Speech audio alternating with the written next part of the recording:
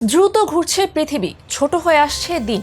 আর এই ঘূর্ণন বৃদ্ধির সাথে চিন্তার ভাঁজ পড়েছে বিজ্ঞানীদের কপালে। মহাকাশ গবেষকদের মতে বিগত 50 বছরের তুলনায় বর্তমানে পৃথিবী দ্রুত ঘুরছে। অনেকেই এই ঘটনাকে কিয়ামতের অন্যতম আলামত বলেও জোর দাবি করেছেন। আর এই দাবির পেছনে রয়েছে বিশ্বনবীর একটি বাণী, যে বাণীতে সময় সংকুচিত হওয়াকে কিয়ামতের আলামত বলে উল্লেখ করা হয়েছিল। চলুন তাহলে জেনে নেওয়া যাক কেন হঠাৎ বেড়ে গেছে পৃথিবীর গতি। তবে কি সত্যি ঘনিয়ে আসছে কিয়ামতের সময়? সময়ের সাথে একে একে প্রকাশ পাচ্ছে কিয়ামতের আলামত, আর এই তালিকায় এবার যুক্ত হয়েছে সময় দ্রুত চলে যাওয়া। বিশ্বনবী হযরত মুহাম্মদ সাল্লাল্লাহু আলাইহি ওয়াসাল্লাম কিয়ামতের অন্যতম আলামত হিসেবে বলেন, সময় ছোট হয়ে যাওয়ার পূর্বে কিয়ামত প্রতিষ্ঠিত হবে না। এক বছরকে এক মাসের সমান মনে হবে, এক মাসকে এক সপ্তাহের সমান মনে হবে, এক সপ্তাহকে এক দিনের মতো মনে হবে এবং এক দিনকে এক ঘন্টার সমান মনে হবে। ইতিমধ্যে মহানবীর এই বাণী সত্য প্রমাণিত হয়েছে। আমরা সবাই জানি একদিন মানে 24 ঘন্টা। পৃথিবীর নিজ অক্ষের চারদিকে ঘুরতে যে সময় লাগে সেই হিসেবকেই একদিন গণনা করা হয়। কিন্তু এখানেই তৈরি হয়েছে জটিলতা।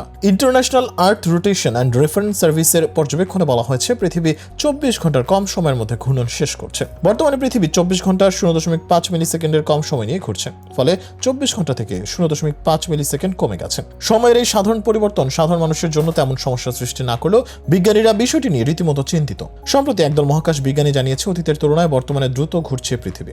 1960 সাল থেকে স্যাটেলাইট এবং অন্যান্য মহাজাগতিক যোগাযোগ ব্যবস্থার জন্য সময়ের সঠিক হিসাব রাখা গুরুত্বপূর্ণ হয়ে দাঁড়িয়েছে। 1970 সাল থেকে 2016 সাল পর্যন্ত মোট 27 লিপ সেকেন্ড যুক্ত করতে হয়েছে অ্যাটমিক ঘড়িতে, কারণ সে সময় পৃথিবী ধীরে ঘুরছিল, কিন্তু এবার ঘুরছে দ্রুত। প্রথমে মনে করা হয়েছিল পৃথিবী সূর্যের খুব কাছাকাছি চলে আসছে বলেই আহ্নিক গতি বেড়ে গেছে, কিন্তু আরও নিখুঁত পর্যবেক্ষণে দেখা যায় সূর্য থেকে পৃথিবীর দূরত্ব যতটা কমেছে তার চেয়ে অনেক কমেছে দিনের দৈর্ঘ্য। ফলে এমন দাবি ভুল প্রমাণিত হয়। এমনকি বিশ্ব উষ্ণায়নকেও এজন্য দায়ী করছেন কেউ কেউ। মেরু অঞ্চলের বরফ গলে ভরের বন্টন বদলে যাচ্ছে, এটি সম্ভবত দিনের দৈর্ঘ্য কমে আসার প্রকৃত কারণ। তবে আরো বিশদ গবেষণা না করে কোনো কিছুই নিশ্চিতভাবে বলা সম্ভব নয় বলে জানিয়েছে বিজ্ঞানীরা। বিশেষজ্ঞদের মতে যদি পৃথিবীর গতি এইভাবে বাড়তে থাকে তাহলে নেগেটিভ লিপ সেকেন্ড তৈরি হবে, যার প্রভাব পড়বে যোগাযোগ ব্যবস্থায়। নেগেটিভ লিপ সেকেন্ড বাড়তে থাকলে স্মার্টফোন, কম্পিউটার প্রভৃতি ব্যবহার করতে বিপাকে পড়বে সাধারণ মানুষ। তবে মহাকাশ বিজ্ঞানীদের কাজে সাহায্য করবে এই ব্যবস্থা, কিন্তু নেগেটিভ লিপ সেকেন্ডকে ব্যবহার করে যদি কোনো কাজ করা হয় সেক্ষেত্রে ঝুঁকির পরিমাণ খুবই বেশি থাকবে। গবেষকরা বলেন, পৃথিবীর উপরিভাগ চ্যান্ডলার ওয়াবল নামে পরিচিত। ওই জায়গা থেকে গতি পেতে শুরু করে পৃথিবী। সেখানকার কোনো কারণেও গতি দ্রুত হতে পারে, আবার কখনো ধীর গতিও হতে পারে। কিন্তু তা কি পৃথিবী ধ্বংসের কোনো লক্ষণ? তা নিয়ে চলছে চর্চা। পৃথিবী যদি ক্রমবর্ধমান হারে ঘুরতে থাকে, লিপ সেকেন্ডের পরিবর্তন করে, তবে পারমাণবিক ঘড়ির পরিমাপের সঙ্গে সামঞ্জস্য বিধানে প্রভাব ফেলবে, কিন্তু তা যে পৃথিবী ধ্বংসের কারণ হবে তার কোনো প্রামাণ্য এখনো মেলেনি। এদিকে সময় সংকুচিত হয়ে আসার প্রসঙ্গে মাদ্রাসাতুল ইনসাফের পরিচালক জানান, কিয়ামতের একটি অন্যতম আলামত হলো সময় সংকুচিত হয়ে যাবে।